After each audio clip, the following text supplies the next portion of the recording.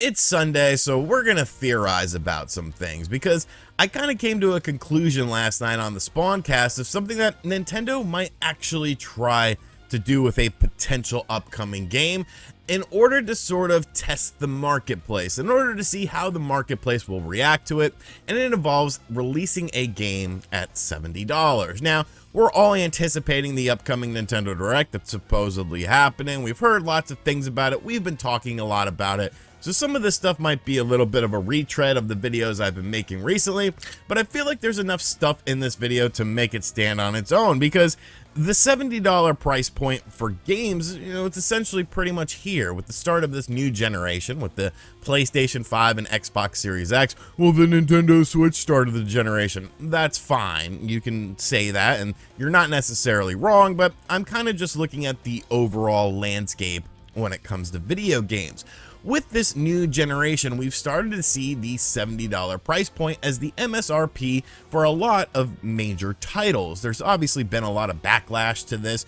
Are these games worth $70? I kind of touched on it in my video talking about the problems that exist in modern gaming right now. Why would you charge the same amount of money for a digital game than a physical game? I mean, it's a rabbit hole you can go down, but let's also be realistic. There was a time and place where video games used to cost like $70 and upwards sometimes, and this was basically with cartridge-based games. You can look at an old Toys R Us ad from the mid to late 90s and see some of these games retailing for $60, $70, $80 when the MSRP back in the day was $50 for a lot of games, especially with the 16-bit generation. Now the reason for that, of course, wasn't necessarily greed and consumerism and stuff like that. It was based out of necessity because these games putting it on a cartridge platform cost a lot more money, and these cartridges weren't exactly cheap. The N64, of course, is a great example of that. So many N64 games when they came out cost, $60, $70, almost $80 sometimes. I remember my uncle and I going to Toys R Us when he first got his N64, and he dropped, it was either $70 or $80 on Wayne Gretzky's 3D hockey. Now, that's a great game. It's super fun, but it's an arcade hockey game. The reason, of course, was because of the manufacturing costs of this. So it's not something we haven't seen before in video games, but obviously to make a DVD disc or a Blu-ray disc or even release a game digitally, there's really sort of no rhyme or reason for a lot of people in their minds to say, well, why is this game $70? I understand development costs go up in that. There's a whole bunch of business stuff that goes behind it, but how much of it is actual necessity and how much of it is actual greed? The video game industry is, of course, at its peak right now as far as sales are concerned and how much money is being made and how much revenue is coming in. So you can make a case really either way, but let's be real about the situation. I think the $70 price point for games is kind of here to stay, and you can like it and you can hate it, but you kind of have to accept it at this point in time, or just wait for a game to go on sale. Now, while we're seeing this with the PlayStation 5 and of course Xbox Series X on some third-party games, we haven't seen this at all on the Nintendo Switch, and Nintendo kind of looks like the good guy with this, but they're a business. And businesses want to make money. Businesses want to be able to make as much money as possible. So it's not really necessarily a matter of if, but it's more of a matter of when Nintendo is actually going to try to do a $70 game. Will they do it with this generation, the next generation? Will they ever try it? I think at some point in time, you kind of do have to try it just to see how your market reacts to it, because it's working for Sony. Like, let's be realistic, there's still lots of games that are selling on the PlayStation 5 at the $70 price point, and while people might complain about it, they're still consuming it. I'm looking at you, The Last of Us Part 1. That game seems to be selling very well, but people aren't happy about that $70 price point. Me personally, I'll wait till that game's like 20 bucks or something like that and check it out. But what does this have to do with Nintendo necessarily? And what game am I kind of honing in on to where there's really three options that will happen with it, if it indeed is a thing?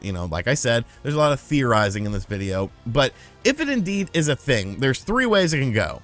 The ideal way, the terrible way, and then the sort of testing it out way. And the games I'm talking about are, of course, the Wind Waker HD and Twilight Princess HD. Now, remember, back on the Nintendo Wii U, where these games originated with the HD formats, these games were actually $50 a piece, thus retailing for $100. At the time, nobody really cared because there was nothing to play on the Wii U, so we all happily accepted these old Zelda games that were upscaled and had some quality of life improvements on them, because at the end of the day, they're still really good games. Now, allegedly, these titles are coming to the Nintendo Switch, and like I said, there's 3 different ways it can go. The most ideal way, of course, would be a double pack for $60, where you have both of the games on the cartridge, and it's a $60 game. You know, Nintendo doesn't try to nickel and dime you too much with it, and I think that would be fair. You know, obviously, with certain games, Skyward Sword HD, that was taking a game that was not natively HD, adding in improved controls, because god damn those freaking motion controls, and making it a playable experience. It actually allowed me to finish the game and actually enjoy the game more so than I could on the Wii, because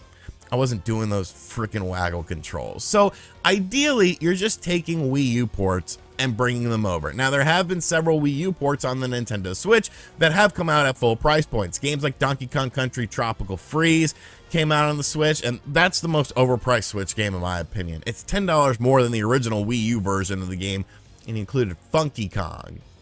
Funky Kong. Now, I don't know if that was a test. I don't know what the case of that was, but that was unacceptable to me. That game should not have been at that price point. So ideally, both of these games will come out, as they are Wii U titles that don't require a lot of work, at $60. But going back to Donkey Kong, then we have the one that would be the most problematic thing. And that, of course, would be $60 a piece for Wind Waker HD and Twilight Princess HD, which I just would not agree with at this point in time. I would not agree with this more than the Wii U versions of it, considering the fact that you don't really have to do a lot of work with this. There's no reason for these to be $60 a piece, in my opinion. Skyward Sword, like I said, you made fundamental changes to the game. You made the game a lot better. You don't have to do all that with Wind Waker HD and Twilight Princess HD. It's already there for you. So at $60 a piece, you know, I think people would be upset. I think people would be like, hey, this should have been a double pack. You didn't do anything with these games. You didn't add any additional content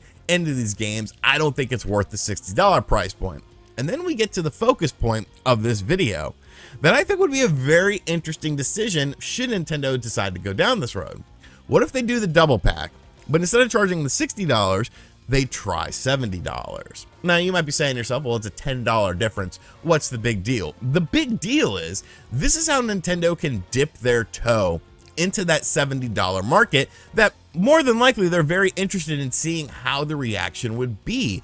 And I think, personally speaking, if they released Wind Waker HD and Twilight Princess HD on a single cartridge, one game, one download, or one, you know, purchase needed, and it came in at $70, I don't think people would be very upset. That's $35 a piece. That's probably about where they should be priced for these games. And I think that would be a very interesting way for Nintendo to try out that $70 price point again.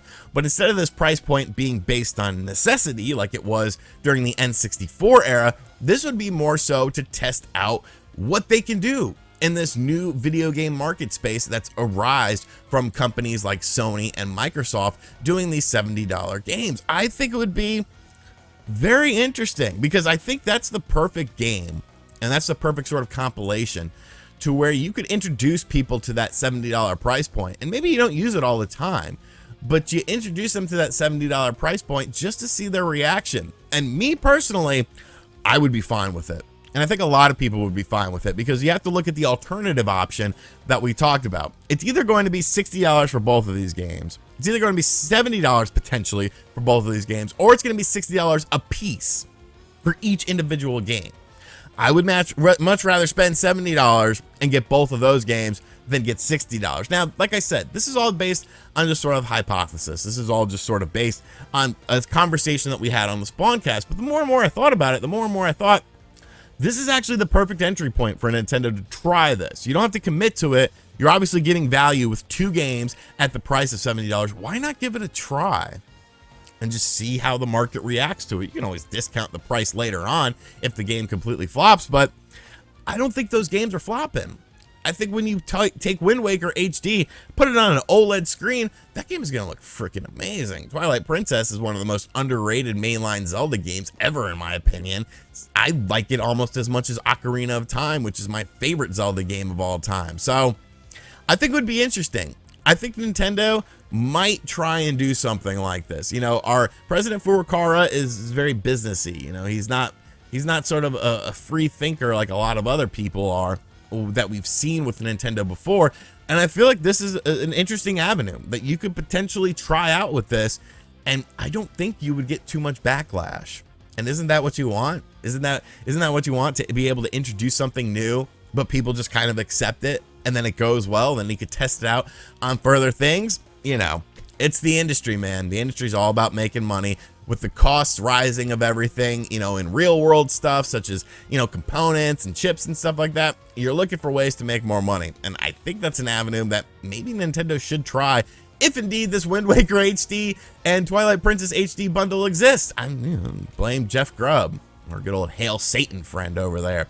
But let me know what you think about this in the comments section down below. Do you think that this makes sense? Because in my mind, this makes perfect sense. This is something that I think they should try with this game. You know, if they're going to not go the $60 route, go to the $70 route, try it out, but don't try and charge me $60 a piece for both of those games, because I'll be pissed off. I mean, I'll still buy them, but I'll be pissed off.